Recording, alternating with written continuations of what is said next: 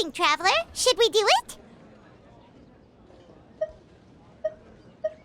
I should warn you that cooking for customers is quite a different ballgame from cooking for yourself, so I'll stick around the kitchen over the next few days to help smooth things over.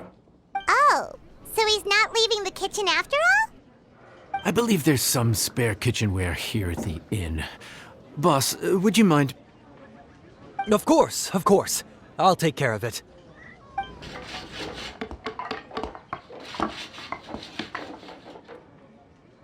Whew.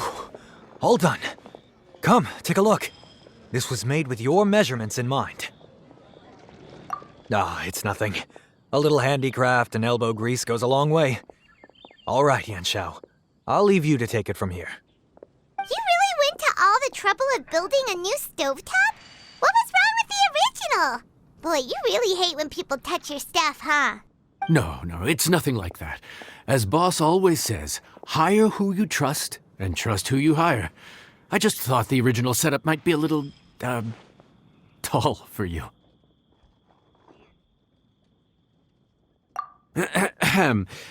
Anyway, as I was saying, cooking for guests is different from cooking for yourself. Not only do you have to execute on taste, aroma, and appearance, but you also need to ensure speed, precision, and consistency.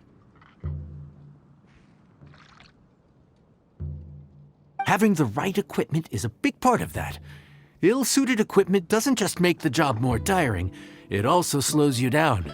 And paying customers don't have unlimited patience. Sometimes cooking is all about being well prepared. That's how you ensure speed. Okay, and what about precision and consistency? Precision all comes down to using your eyes. Where to slice into a particular cut of meat, how much oil to use, how to tell when a dish is done cooking. When you cook for yourself, you can always add salt if it's too bland or add water if it's too salty. You can tweak the taste as you go, but in a restaurant, there's not that much room for trial and error.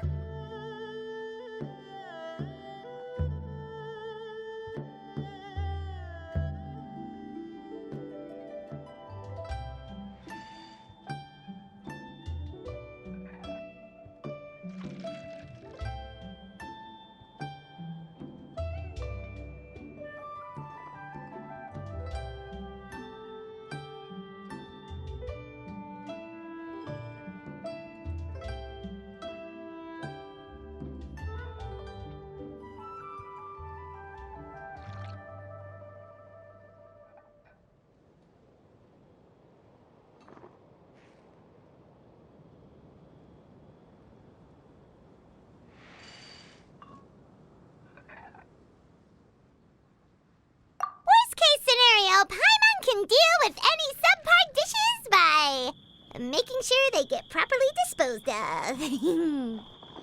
The final thing you have to focus on is consistency.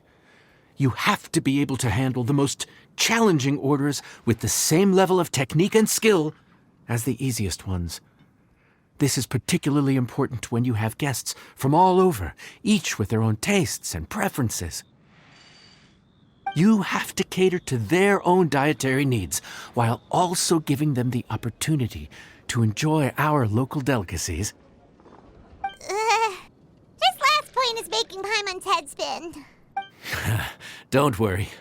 Matter of fact, someone as well-traveled as you may even have a better handle on it than me once you get started. And of course, I'll be around to help you over the next few days. I don't think we'll have any trouble making all our guests feel right at home.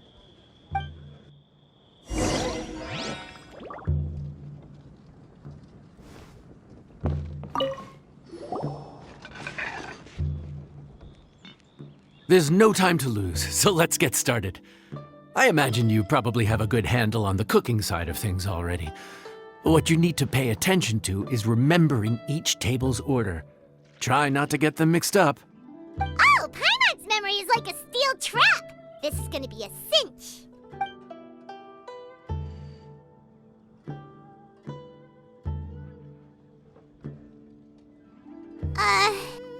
Which ticket are we on again? Table 1 was onions, but no chilies. Table 2 was chilies, but no onions. And table 3 was, table 3 was chilies, but hold the chilies? Ah! Was Paimon just sleep floating?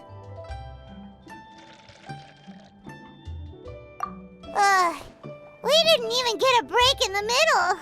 Paimon's brain is turned to mush. Is it always this busy here? No, but this is peak season. You both did a mighty fine job for your first time serving guests at the inn. Luckily, all our customers were familiar faces this time around, so we didn't get any strange requests. Otherwise, today would have been even more challenging. No strange request? Someone asked for almond tofu drizzled in soy sauce. Even Paimon has never tried that combination. It's a wide world out there. People have all kinds of different tastes. Being able to cater to all is the real essence of Liyue cuisine. Also, the thing about requests is that they're usually very specific. So as long as you do what they asked, you're unlikely to have any issues. What's really tricky is when guests give you free rein to do anything you want. Excuse me. Are you still open by any chance? Huh? Paimon knows that voice. Let's go check it out! What should we do? It doesn't look like anyone's here. If only we'd gotten here a bit sooner. It's all right. If we start building a campfire now, we'll be eating before too long. Right. Besides, if anyone's to blame, it's Linny. So busy being a greedy culture vulture that he lost track of time.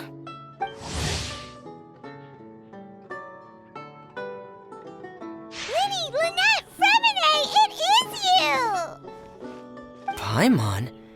So, is the Traveler here?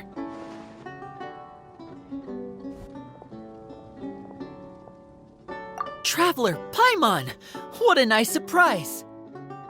Paimon was gonna say the same thing! We're just lending a helping hand at the inn.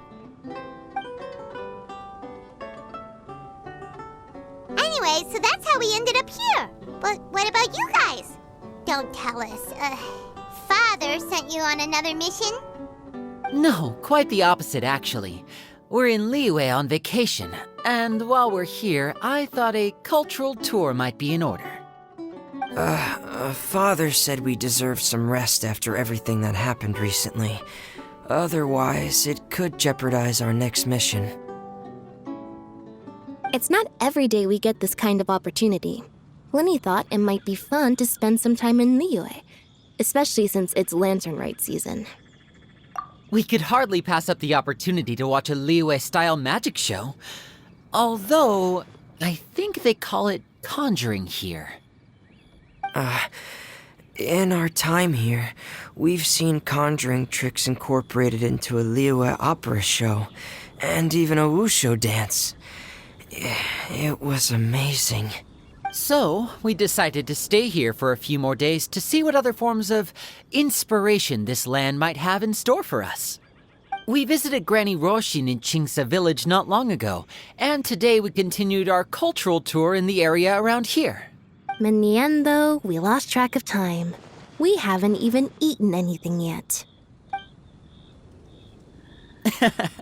And speaking of eating, as you know, seafood is a big part of both Liyue and Fontaine cuisine, but it's cooked very differently here. We simply had to try some local seafood after coming all this way. That's another reason why we decided to extend our trip. Oh, need any recommendations? What have you tried so far? That fish one with the misleading name. Sounds bland, but it's drowning in hot chilies. Oh, you mean blackback perch soup? You're right, the name doesn't give much away.